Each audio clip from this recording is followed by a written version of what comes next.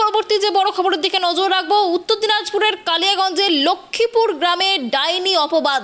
যেমনটা জানা যাচ্ছে, হঠাৎই গ্রামে একজনের মৃত্যু হয় এবং বেশ কয়েকজন অসুস্থ হয়ে পড়ে। আর তারপরেই কালিয়াগঞ্জের লক্ষ্মীপুর গ্রামে একটি পরিবারের মহিলাকে ডাইনি অপবাদ দেওয়া হয়। আর এই ঘটনাকে কেন্দ্র করেই দুই গোষ্ঠীর সংঘর্ষ, এবং যার ফলে একজন মহিলা সহ 3 জন জখম হয়েছে বলে জানা যাচ্ছে। আপনাদের আরও একবার জানিয়ে রাখি, যে গুরুত্বপূর্ণ খবরের দিকে আমাদের নজর রয়েছে। কালিয়াগঞ্জের লক্ষ্মীপুর গ্রামে ডাইনি অপবাদ। 2025 সালে দাঁড়িয়ে আবারও ডাইনি অপবাদের কাহিনী উঠে আসছে কালিয়াগঞ্জের লক্ষ্মীপুর থেকে। আচমকাই গ্রামে মৃত্যু, অসুস্থ বেশ কয়েকজন। এ বিষয়ে বিস্তারিত কথা বলবো। আমাদের সাথে রয়েছে আমাদের প্রতিনিধি বিক্রম। বিক্রম, দেখো, যেমনটা জানা যাচ্ছে, কালিয়াগঞ্জের লক্ষ্মীপুর গ্রামে ডাইনি অপবাদকে কেন্দ্র করে চাঞ্চল্য। ঠিক কি ঘটনা ঘটেছে, কি জানা যাচ্ছে? দেখো, 2 মাস আগে একজন মহিলার মৃত্যু হয় সেই গ্রামে, লক্ষ্মীপুর গ্রামে, এবং তারপর থেকে এলাকাতে বিভিন্ন অসুস্থ হয়ে পড়ে বিভিন্ন সাধারণ মানুষরা, এবং তারপরেই কিন্তু গ্রামের সাধারণ মানুষরা রায়গঞ্জের একটি মাহাতের কাছে আসেন, এবং সেখানে তাকে মনোরঞ্জন বর্মা নামে একজন ব্যক্তি রয়েছে, তাকে তার উপরে সন্দেহ হয়, এবং গ্রামের লোকজন বলে তিনি মাহাতের কাজ করছেন, টুকটাক করছেন, মন্ত্র দিয়ে সবাইকে অসুস্থ করে ফেলছেন, মেরে ফেলছেন, এরকমই কিন্তু অভিযোগ ওঠে। এবং সেই ক্ষেত্রে গ্রামবাসীরা তাকে রায়গঞ্জের একটি মাহাতের কাছে নিয়ে আসে। সেখান থেকে বলেন যে তার বাড়িতে ডাইনি রয়েছে এবং তিনিও মন্ত্র করে গ্রামের এলাকার মানুষদেরকে মেরে ফেলছে। এবং সেই ঘটনা শুনতেই কিন্তু গ্রামে একটি চাঞ্চল্য ছড়িয়ে পড়ে, এবং গ্রামের কিছু লোকজন গিয়ে সেই মনোরঞ্জন বর্মার বাড়িতে গতকাল রাত্রেবেলা, গভীর রাতে তার বাড়িতে যায় এবং তার সাথে বচসা বাঁধে গ্রামবাসীদের, এবং তারপরেই কিন্তু মনোরঞ্জন বর্মার কিন্তু বাড়ির একজন মহিলার মাথা ফাটে এবং তাদের সাথে বচসা বাঁধে, এবং সেই ক্ষেত্রে কিন্তু তাদের কিন্তু বাড়ির কিন্তু বেশ কয়েকজন আহত হয়েছে। এবং তারপরেই কিন্তু ঘটনার চাঞ্চল্য ছড়িয়ে পড়ে। ঘটনাস্থলে যায় রায়গঞ্জের অতিরিক্ত পুলিশ সুপার, তিনি যান, এবং তারপরে কিন্তু বিশাল পুলিশ বাহিনী ঘটনাস্থলে গিয়েছেন। এবং যেমনটা দেখো, ডাইনি অপবাদ দিচ্ছেন এবং ঠিকঠাক করে যে মন্ত্র করে মেরে ফেলছেন, গোটাটাই কিন্তু অবাস্তব ঘটনা। এর আগেও আমরা বিভিন্ন সময় দেখেছি, এবং সেই ক্ষেত্রে দাঁড়িয়ে থেকে পুলিশের বিশাল পুলিশ বাহিনী গিয়ে ঘটনাস্থলে যান এবং এলাকা পরিদর্শন করে, এলাকাতে পুলিশ পিকেট বসায়। এরপরেই কিন্তু আজ সকাল থেকে কিন্তু বিজ্ঞান মঞ্চের বিভিন্ন কর্তারা এবং স্বাস্থ্য দপ্তরের তরফ থেকে এবং প্রশাসনের তরফ থেকে শুরু করে জনপ্রতিনিধি, তারা কিন্তু সেই এলাকাতে যান। এলাকাতে বিশাল পুলিশ বাহিনী মোতায়েন করা রয়েছে এখনো পর্যন্ত। সেই এলাকাতে গিয়ে তারা কিন্তু তাদেরকে বোঝানোর জন্য একটি মঞ্চ তৈরি করেন। সেখানে কিন্তু সাধারণ মানুষদেরকে কিভাবে এই যে টুকটাক করা এবং মন্ত্র করে যে মেরে ফেলা, সেই অভিযোগ ভিত্তিহীন, তাদেরকে বিজ্ঞান সম্বন্ধে জানানো, এবং এই বিষয়গুলি একবারেই ভুয়ো, সেই সমস্ত বিষয় নিয়ে কিন্তু একটি চর্চা করছেন এবং সাধারণ মানুষকে বুঝাচ্ছেন তারা যে এরকম কোনো ঘটনা ঘটে না, বিজ্ঞান রয়েছে, বিজ্ঞানের দিকে আপনারা আগান, ডাইনি অপবাদ দিয়ে এরকম কোনো ঘটনা হয় না। সমস্ত বিষয় কিন্তু প্রশাসনের তরফ থেকে জানানো, তাদেরকে প্রশিক্ষণ দেওয়া হচ্ছে, এবং এই প্রশিক্ষণ চলাকালীন কিন্তু এলাকাতেও কিন্তু বিশাল পুলিশ বাহিনী ছিল। দেখো, এখনো পর্যন্ত কিন্তু এই পরিবারের কিন্তু যে 2 জন অসুস্থ হয়ে রয়েছে, তাদেরকে কিন্তু তাদের মধ্যে একজনকে রায়গঞ্জ গভর্নমেন্ট মেডিকেল কলেজে পাঠানো হয়েছে, এবং এদেরকে ছাড়ানোর পরে কিন্তু আবারও কিন্তু একটা বিজ্ঞান মঞ্চ তৈরি করে কিন্তু সমস্ত এলাকার গ্রামবাসীদের কিন্তু বোঝানো হবে।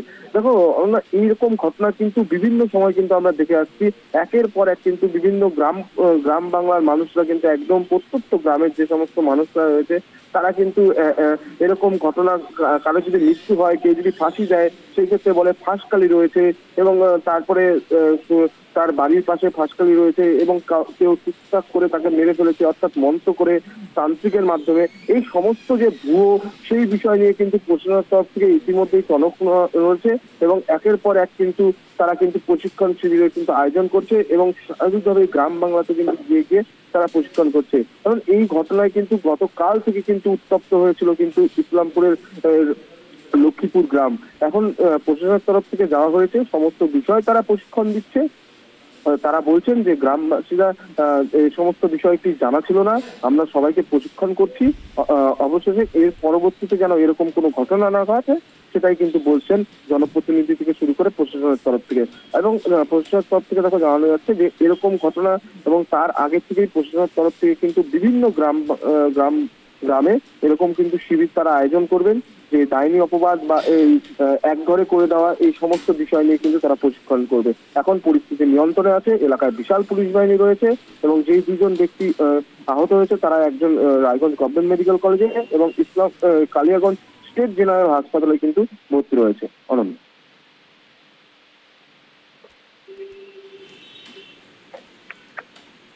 অনেক ধন্যবাদ বিক্রম আমাদের সঙ্গে থাকার জন্য। আপনাদের আরো একবার জানিয়ে রাখি, 2025-এ দাঁড়িয়েও কুসংস্কারের কালো ছায়া এবার দেখা গেল কালিয়াগঞ্জের লক্ষ্মীপুর গ্রামে।